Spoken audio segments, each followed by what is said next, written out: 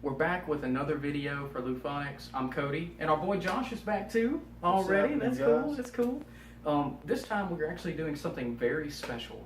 We're actually playing a game made locally in our own state, Louisiana. Whoop whoop! Already. The lucky people for this game is Raconteurs Games. Hopefully I said that right. Please forgive me if I butchered it.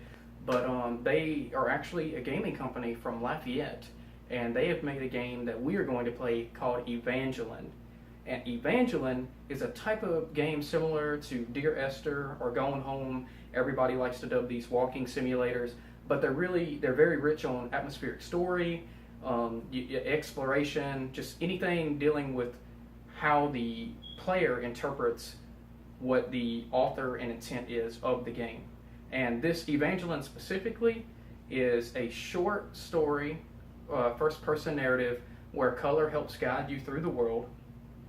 And it asks you one simple question at the end. I'm literally reading the description, so forgive me. But it says, if you could make one last call to a loved one, what would you say? So me and Josh are going into it. We literally know nothing about this game. I'm excited about it. I'm all for supporting local people. We're from Monroe ourselves. Much love to you guys over at Raconteurs. Again, forgive me if I'm butchering that. But much love to you guys. We're very excited to play the game and just see what it's about.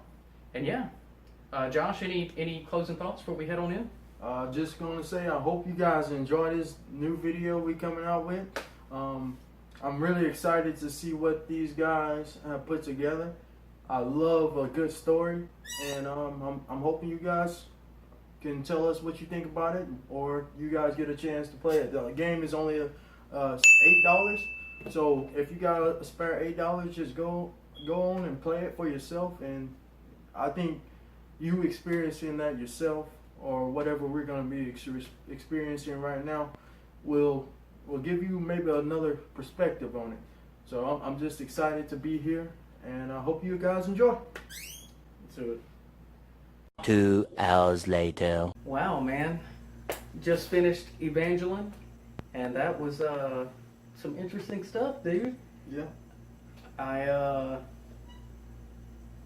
don't know. Before anything, just want to say major props to the developers at how's it actually pronounced? Raconteurs, however it's pronounced, man. We love y'all. I'm sorry. Raconteurs. Yeah. Had to go through the developer commentary for that. Which nice little ad, by the way. That's a really cool thing for the feature of the game. The game's definitely beautiful for what it is, for the artistic expression it's trying to show off. I really enjoyed what they were going for and what they accomplished with the overall product. The game is definitely crazy short. Like, we didn't know what we were doing, and we beat it in about 30-40 minutes, which that doesn't take away from the experience, but I think that's what more so it is. It's more of a experience than an actual like game. Yeah. And it raises some really good questions, and it challenges you to really take a hold of your loved ones and to appreciate them like every day. Every day could be someone's last, and the game challenges you to hold on to the people that are precious to you, to hold on to who you care about, who you love, and to remind them of that, because every day could be somebody's last, and you definitely don't want to have regrets at the end of your life as well. The game consisted of 6 days, and throughout each day you did random tasks, anything from putting trash cans outside your door to reading a newspaper to looking at a vase to progress time. I really like what they did with the colors, and I thought it was cool how they optimized it to where like anybody that had color blindness issues or just difficulty seeing certain colors, they could kind of tailor the game to how they wanted to play it. Going overall into spoilers, for me, you know, we're kind of both sharing what we thought and felt about the game. For me personally, I did enjoy the experience. I loved what it was. You know, it was loosely based on the tale of Evangeline and Gabriel, kind of like the love story set back in the 1800s. And if you read the developer commentary as well, the event that kind of inspired the creator Nicholas. You learn and find out through the developer commentary that he was very heavily inspired to make this game because of his grandfather's death. So actually, the tale of Gabriel and Evangeline is kind of like the tale of his grandmother and grandfather in ways. It's loosely inspired, but I did think it was really cool how they included that whole developer commentary to give you more insight to why things were made what they were, how the story progressed, and all that. For me, the very end of the game, you finally go to the house where you see the vase setting, because you examine and zoom in on the vase basically to progress through every day, and you read a nice little love note that Gabriel writes to Evangeline, because you find out that she passed away and that he still hasn't gotten over her. He puts flowers out for her every day. He still writes to her. He's still madly in love with her and misses her dearly every day. And I really enjoyed that final note. The final note was really cool. What I kind of take away from the game, which I don't know how you feel, because you're about to state what you kind of feel, but I actually took away from it that you're actually playing through the last week of the guy's life before Evangeline dies. Which, if you notice in day 6, you see some kind of car that's kind of like crazy driven into the driveway, kind of signaling that maybe something crazy happened and he had to leave, maybe go to the hospital, or maybe he was coming back and he was just so torn up and cried about it or something. He was so torn up that he couldn't drive properly, and he kind of almost wrecked going into the driveway. For me, I kind of looked at it more as like you're reliving reliving Gabriel's life the week before, like, Evangeline actually passes away. Again, though, the director even specifically states it's all about interpretation. Nothing is wrong. No right or wrong opinions. So I more believe so that it's like that, because if we are looking at things through Gabriel's eyes, it would make sense why the whole world is dulled and colorless, because either he's so fixated on his wife being sick, or he's so null to pain and experiences that new things or actual task brighten his world again. Like, it all takes place in that weird circle suburbia area, and it's kind of like the same thing is happening over and over every day. And it's like, oh, he got a mail. He got a letter in the mail, and that kind of brought the color back because it was something new. Or he got a package, and that brought the color back because it was something new. He focused on it. Or he took the trash cans out, and he was doing physical activity, so that brought the color back into the world. He was focused. He had his mind distracted off of the impending doom, out of the sorrow and sadness that was surrounding him. That's more my thinking, more into what I thought the game could actually be. But what about you, Josh? What'd you take away from it? I say I'm along the lines of similar. What I really loved was all the little small details that the developers put into the game that you could completely glance over. It was pretty cool. There was a lot of little stuff that if I were to play it like a normal game where I would just run through it in about 20 minutes, then I would have missed out on all the good stuff that was in there. Like when we went back through the commentary for Nicholas, he explained it all well. He puts his own personhood inside of that game, and I love that because it brings out some more of the environment and it makes it more alive for us as well.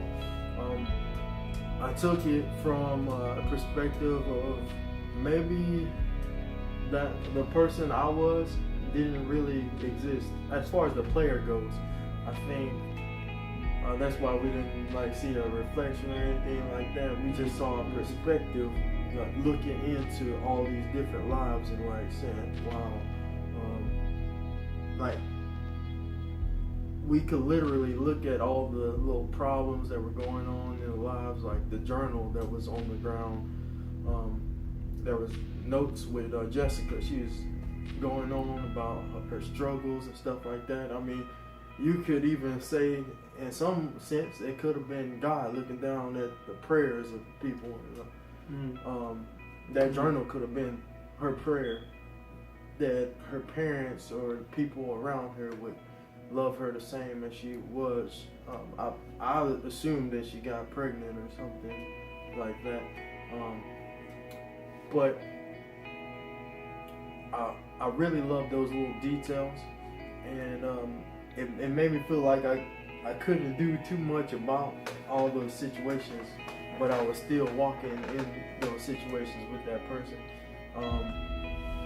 And then the other guy about his lawn, his trimmer, I think it was, that was messed up. And my job, I go along with a lot of people. Basically, I get a lot of situations. I get to view a lot of situations in life where people are going through things, even if they might be like minuscule things to us. They can be really impactful to those different people. For instance, this guy he was not able to make enough money to get what he wanted. I've been in that situation myself, and that just put me in there a little bit, and seeing his struggle. He was caring about this person, but there was something else that was going on in this other person's life, but he didn't really even know about. One of the coolest things is towards when we got into the house, the impact of going up to that last door where it said, where you go to read the last message. That just took my whole mind off of all the other stuff that was going on in the neighborhood. It made me see those things as a little less important, because those people still have time in their life to make those problems go away. Like the guy with the lawn equipment, he can still fix that. Jessica, she still has a chance for her loved ones to love on her, but then you see this guy, he's just writing a note to the love of his life, and she's not there anymore, but he's still living as if she was there. And I think that was one of the most beautiful things, because we spend a lot of time forsaking the time we have with our loved ones, and then once they're gone, we just like reminisce on so many little things that they did. I can only imagine the little things that my girlfriend does for me. If she ever were to be out of my life, I don't know what I would do. I could feel so much pain, but so much redemption in that same letter at the end. I think the developers did an amazing job. I think if you take some time to actually look at all of the different details that are fixed into the game, and you'll see a beautiful story. I think I saw on Steam there's a few little reviews that were like, "Oh man, this was a waste of time." But if you only completed the game in about 20 minutes, chances are that you just played it as it was a game rather than a story or an experience. So I'm so looking forward to the next things that Raconteurs puts out. I am definitely a fan of you guys now. Thank you guys for making that available to us and giving us that experience.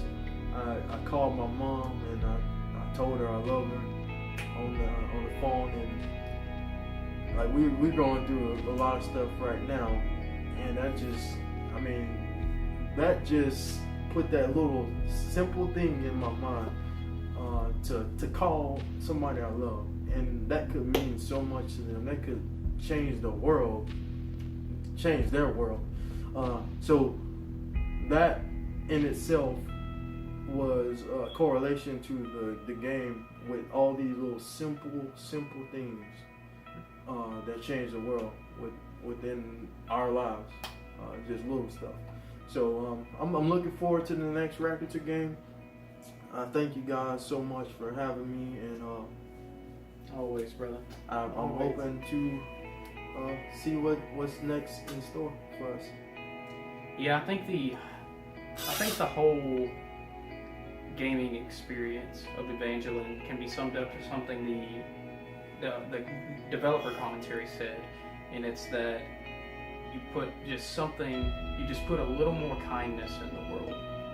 And I really enjoyed that, and I really enjoyed the call, like you said, like literally at the end of the game, it tells you like, hey, call somebody you love and tell them that they're appreciated and that you love them.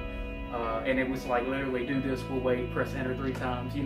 I really appreciated that because it really is an experience. It's not a game just to finish and cycle through, but it's a reminder to cherish all the time that you have. To be kind to others for their struggles and their pain and their hurt, and just to add that little bit more of kindness into every day, into your life, and into other people. And just like Josh was saying, I'm very excited to see what Raconteurs Games is going to do now. And we both really enjoyed the experience of Evangeline, guys, and just thank you for taking your time to make it. Seriously, it was a blast playing through and goofing off and, checking about the guy complaining about the lawn and all that stuff. Much love to you guys. Hopefully we'll actually get to review some more of the game someday. But if y'all take anything away from this, if you're watching, just know that keep pursuing your dreams, keep pursuing your passion. Literally, game development is a joyous and wonderful thing. And we hope that you guys just stay true to what you do. But I think that's it from us. Until next time, much love to you guys. Let us know what you thought about the game in the comments below. Share your experiences with us, and we'll be back again next time. Thank you.